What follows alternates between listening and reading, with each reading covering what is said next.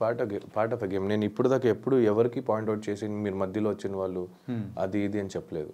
But yeah ఒక్క చోట నేను చెప్పింది ఏంటంటే ఫస్ట్ నుంచి కష్టపడిన వాళ్ళకి ఆపర్చునిటీ నేను ఇవ్వడం ఇష్టపడతా. దాని మధ్యలో వచ్చినప్పుడు ఆబ్వియస్లీ మీకు కావాల్సిన వాళ్ళు ఆల్రెడీ సపోర్ట్ చేస్తున్నారు, నాకు కావాల్సిన వాళ్ళకి నేను చేస్తానని చెప్పాను. కానీ వాళ్ళు వచ్చిన తప్పు నేను ఎప్పుడు చెప్పను కూడా. It's a process, it's a game show. నేను చెప్పాను కదా అదొక పార్ట్ లైఫ్ అన్నట్టు తీసుకున్నానని. లైఫ్లో కూడా మధ్యలో చాలామంది వచ్చేసి వెళ్ళిపోతూ ఉంటారు. సో మీ లైఫ్లో కూడా అలా మధ్యలో వచ్చి వెళ్ళిపోయి చాలామంది ఉంటారు. మీ లైఫ్లో ఉంటారు ఆబ్వియస్లీ, ఎవ్రీ వన్స్ లైఫ్లో ఉంటారు. మీ స్కూల్ ఫ్రెండ్స్లో ఎంతమంది ఇంత క్లోజ్గా ఉన్నారు? మీ కాలేజ్ ఫ్రెండ్స్ ఎంతమంది ఉన్నారు? మీ ఫస్ట్ క్రష్, ఫస్ట్ లవ్ చాలామంది ఉంటారు. మీ ఒపీనియన్లో లవ్ అంటే ఏంటి? యాక్సెప్టెన్స్ దేని గురించి? ఎవ్రీథింగ్. ఏదైనా యాక్సెప్ట్ చేయాలి అంతే కదా. లవ్ చేసినప్పుడు యాక్సెప్ట్ చేయాలి కదా. ఇప్పుడు అమ్మ నాన్న నేను తప్పు చేశాను అనగానే ఆ తప్పును ఒప్పుకునైనా గిట్ట ఒప్పుకుంటారు కదా నా బిడ్డ అని. That is acceptance. ఎక్స్పెక్టేషన్స్ కన్నా యాక్సెప్టెన్స్ కొంచెం ఎక్కువ ఉంటే బెటర్ ఫ్రమ్ మై దృష్టిలో. And respecting each other values అంటే బోత్ సైడ్. చిన్నోడు పెద్దోడు, సో ఈ యొక్క మాటలు కానీ, సో బయట మీరు సోనియా గారు అండ్ పృథ్వీ, సో మీరు ముగ్గురి యొక్క కెమిస్ట్రీ ఏంటి అసలు? మనం కనెక్ట్ అయ్యాం అలా. పెద్దోడు అంటే నేను పెద్ద కొడుకు అని, చిన్నోడు అంటే ఆడు చిన్న కొడుకు అని. She big sister is nothing but an mother. So మన దృష్టిలో అదే. ఇంకా నలుగురు కనుక ఏం కనిపిస్తుంది దానికి మేము I can't explain anything for that. అంటే ఫుటేజ్లో అక్కడ బయట ప్రేక్షకులకు చూపించే ఫుటేజ్ అనేది అది తక్కువ, అండ్ మీరు చూపించింది చాలా ఉందనా లేకపోతే ఏంటి అసలు? మీరు చూపించింది చాలా లేదు, మాది బాండింగ్ సరిగా మీరు చూడలేదేమో అని. గంట ఎపిసోడ్ చూస్తారు, 24 గంటలు మేము ఉంటాం. సినిమా చూడకుండా ట్రైలర్ చూసి రివ్యూ ఇచ్చే వాళ్ళకి ఇంకేం చెప్పగలుగుతా? అంటే ఇప్పటి వరకు ప్రేక్షకులు కూడా ఆ ట్రైలర్ చూసే కదా మిమ్మల్ని కూడా సో విన్నర్ అనేది చేశారు. అదే ట్రైలర్ చూసి కొంతమంది నన్ను తిట్టుకున్నారు కూడా కదా. సో ఆ తిట్టుకునే వాళ్ళకి చెప్తున్నాను. ఇష్టపడే వాళ్ళు ఎంతైనా ఇష్టపడతారు భయ్య. మా వాడు అంటే నా ఫ్రెండ్స్ ఇప్పుడు కూడా నించున్నారు, నా తప్పున లేకపోయినా. చిన్నప్పటి నుంచి కొన్ని ఫ్రెండ్షిప్స్ నాకు ఇప్పుడు దాకా ఉంది. ఇప్పుడు కూడా నా కోసం ఏదైనా సరే వాళ్ళకి అవ్వకపోయినా నించుంటారు. So that is what I love is. It's not only between a girl and a boy, it happens between a brother, friends, family, sisters, whatever it is. Acceptance అదే అక్కడే ఉంది. అంటే బయటికి వచ్చిన తర్వాత సోనియా గారితో బాండింగ్ ఎలా ఉంది? మాట్లాడతాను, we keep talking. Okay. But ఆ మ్యారేజ్కి వెళ్ళేది because I was out of station. అందుకే నేను ఒక ఇంటర్వ్యూలో కూడా చెప్పా, ఏమైనా ఇవ్వాలా అని అడిగారు. ఆ మ్యారేజ్ గిఫ్ట్ ఇవ్వలేదు, ఇవ్వాలి వెళ్ళి అని. సో నేను కొంచెం ఫ్రీ అయినప్పుడు వెళ్ళుకో.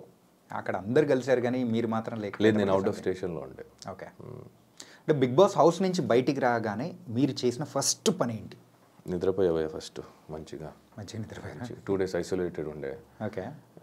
బయటకు వచ్చినప్పుడు కూడా ఏంటి ఇల్లు మనుషులు కలవ. బేసిక్లీ నాకు ఎట్లయిపోయిందంటే సడన్గా జనాలు చూసేసరికి ఐ వాజ్ లైక్ నాకు కొంచెం దూరంగా అనిపించింది. అంటే అన్ని రోజులు అక్కడ అలవాటు అయిపోయి మా జనాలు ఎక్కువ చూడక సడన్గా అందరినీ కొత్త వాళ్ళు అనిపిస్తున్నారు, ఎందుకు వీళ్ళందరూ వచ్చారు అని కూడా అనిపించింది. బట్ వాళ్ళ తప్పు కదా, నాదే తప్పు. బికాజ్ నాకు అది అలవాటు అయిపోయి అలా అయిపోయింది. And they are so excited. నాకు అలా హర్ట్ చేయకుండా I wanted to be with everything. I tried and I getting over it now. ఇప్పుడు కూడా కొంచెం ఉంది, కొంచెం సఫోకేటెడ్ అవుతా. But okay. అంటే బయటికి రాగానే మీ ఫోన్ చెక్ చేసుకునేటప్పుడు ఎవరికి కాల్ చేయాలనిపించింది? You can use both. No, ఇది అవసరం లేదనుకుంటా. అవసరం లేదా? ఓకే. ఎవరికి చేశాను నేను? బయటికి వచ్చిన తర్వాత నాకు కావాల్సిన వాళ్ళందరూ ఆల్రెడీ హైదరాబాద్లో ఉంటే నాకెవరు ఫోన్ చేయలేదు, నేనెవరు ఫోన్ చేయలేదు. కానీ నాకు చాలామంది ఫోన్ చేశారు. I spoke to them. నాకు బేసిక్లీ ఫోన్ వాడడం మర్చిపోయా నేను. అంటే నేను పాస్వర్డ్స్ మర్చిపోయా. థ్యాంక్ గాడ్ నేను నోట్ చేసుకొని పెట్టుకున్నాను కాబట్టి గుర్తుపెట్టింది. Even UPI bank details, passwords details, ATM pin అన్నీ మర్చిపోయి అది గుర్తుపెట్టుకున్నాను. అదే నోట్లో ఉంది కాబట్టి బతికిపోయింది. ఫేస్లో ఉంది కాబట్టి ఓపెన్ అయ్యేది, లేదంటే ఫోన్ కూడా ఓపెన్ అయ్యేది కాదు. మర్చిపోయి పాస్వర్డ్ మళ్ళీ అలవాటు అయ్యడానికి ఒక 2 రోజులు పట్టింది. So I use to only receive the call. I was so exhausted. చాలామంది ఆల్రెడీ ఉన్నారు నాతో, ఫోన్తో మళ్ళీ వాళ్ళతో సరిగ్గా మాట్లాడలేక బాగోదని I was balancing and it was suffocating. అంటే అలాగే బయటకు వచ్చిన తర్వాత ఫుడ్ కానీ సో బాగా ఫుల్ తింటున్నా, అంటే నాకు నచ్చిందంతా తింటున్నా, అపిటైట్ కొంచెం తగ్గిపోయింది, అంటే ఎక్కువ తినలేకపోతున్నా. లిమిట్ అలవాటు అయింది, అదే లిమిట్ని మెయింటైన్ చేస్తున్నా, బట్ నాకు నచ్చింది తింటున్నా. ఫస్ట్ రాగానే చికెన్ అని ఇంకా దొరికినంత తిన్నా. ఇడ్లీ కూడా కొత్తగా అనిపించింది నాకు, మసాలా దోశ కొత్తగా అనిపించింది, చాలా అయ్యో పానీపూరి ఇవన్నీ కొత్తగా అనిపిస్తుంది.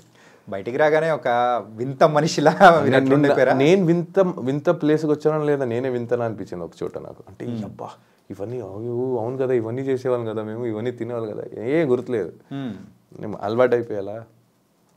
అండ్ మీరు ఫస్ట్ చూసిన మూవీ బయటికి రాగానే? పుష్ప ఒకటి చూసా, ఇంకోటి శాకాహారి అని ఒక కన్నడ సినిమా చూసా ఓటీటీలో. అండ్ మిమ్మల్ని అంటే బయటికి రాగానే ఇది మొత్తం కొత్త ప్రపంచం, సో కొన్ని న్యూసెస్ మీరు వినేటప్పటికీ ఏంటి ఇంత జరిగిపోయిందా ప్రపంచంలో, మేము ఒక 4 to 5 months 100 రోజులు లేకపోయేటప్పటికి తర్వాత చాలా చేంజెస్ అయిపోయింది అది. అవును, మిమ్మల్ని బాగా ఎగ్జైట్ అంటే డిఫరెంట్గా అనిపించిన న్యూస్ ఏమైనా ఉందా? డిఫరెంట్గా అనిపించింది న్యూస్ అంటే కొన్ని న్యూస్ వల్ల బాధపడ్డా తప్ప ఇంకా డిఫరెంట్గా అనిపించింది అని ఏం లేదు.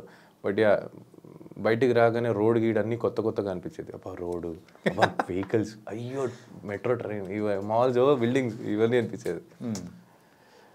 చూసే వాళ్ళకి తెలియదు, అక్కడ సఫర్ అయ్యే వాళ్ళకి. సో అలా అనిపించింది అంతే. ఓకే. అండ్ ప్రైజ్ మనీ ఏం చేయబోతున్నారు? ఆల్రెడీ ఖర్చు పెట్టేశారా? రాలేదు, ఇంకా రావాలి. There is a process to come. Tax అని కట్టాలి కదా, ఆ కట్ అయింది కొంచెం ఎంత పోయిందో చూసి బాధపడి, ఓకే ఆ బాధ పోయిన దానికి ఎట్లా మేనేజ్ చేయాలి, కొన్ని అప్పులు ఉన్నాయి అవన్నీ తీర్చుకోవాలి. అండ్ నాకు కొంత చారిటీ ఒకరికి చేయాలని ఉంది, చేస్తా, ఇప్పుడు చెప్పను నేను. అండ్ అఫ్కోర్స్ చిన్నప్పటి నుంచి కష్టపడి నన్ను మా ఫ్యామిలీని అందరినీ, మా అమ్మ మా నాన్న రెంట్లో హౌస్లో ఉంచి కష్టపెట్టి పెంచారు. ఇప్పుడు దాకా it's my turn to give them back, make them ఆరామ్సే కూర్చోండి అని చెప్పే టైము.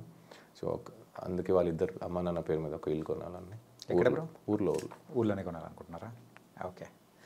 అండ్ మీరు బయటికి రాగానే సో ఈ రివ్యూస్, బిగ్ బాస్ రివ్యూవర్స్ ఇవన్నీ మన విని కొన్ని విషయాల్లో కూడా మీరు బాధపడి, కొన్ని ఆనందపడి, అన్ని మిక్స్డ్ ఎమోషన్స్ కూడా. బాధ ఏం లేదు బ్రో, అని హ్యాపీగా బాధ ఏం లేదు. సపరేట్గా దీనికంటూ కూడా సో కే బ్యాచ్ అని చెప్పేసి ఇలాంటివన్నీ పేరు పెట్టి ఇట్లా పిలుస్తూ ఉన్నప్పుడు so how do you feel and what do you felt? How do feel అంటే బ్రో వచ్చే ఫుల్ నేమ్ చాణక్య.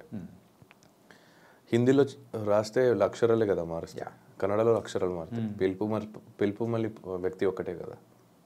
బట్ మనం మాట్లాడే లాంగ్వేజ్ అనేది కూడా మారుతుంది కదా, ఆ లాంగ్వేజ్ ఎమోషన్ సేమే కదా, నువ్వేం చెప్పాలనుకునేది సేమే కదా, నీ మనిషి సేమే కదా, మాట కదా, మాటే వేరు, మనిషి సేమే కదా. నీకు ఆకలేసినప్పుడు అన్న తింటావు, నేను ఆకలేసినప్పుడు అన్న తింటా. నీకు బాధ అనిపించినప్పుడు ఏడుస్తావు, నేను బాధ అనిపించినప్పుడు ఏడుస్తాను. ఏంటంటే ఒకటనని మీరు అనుకుంటున్నారు, కాకపోతే మిమ్మల్ని సపరేట్గా సెగ్రిగేట్ చేయాలని ఒక టైప్ ఆఫ్ అంటే కొంతమంది ఇలా చేయడం అనేది కరెక్ట్ అంటారా? అంటే బేసిక్లీ నాకు అడిగితే నాకు అందరూ ఒకటే. ఇంకా చేసిన వాళ్ళ గురించి చెప్పమంటే మేబీ వేరేం దొరకలేదేమో. ఓకే. మేబీ వాళ్ళ దగ్గర ఇంకేం చేత కాదేమో. ఈ డివిజన్ యూనిటీగా ఉండాలి అని వీళ్ళే ఒక చోట వీడియో చేసి పెట్టేవాళ్ళు, వీళ్ళు వేరే బ్యాచ్, వీళ్ళు వాళ్ళ బ్యాచ్ అని చెప్పి మేబీ గేమ్ ప్లాన్ ఏమో.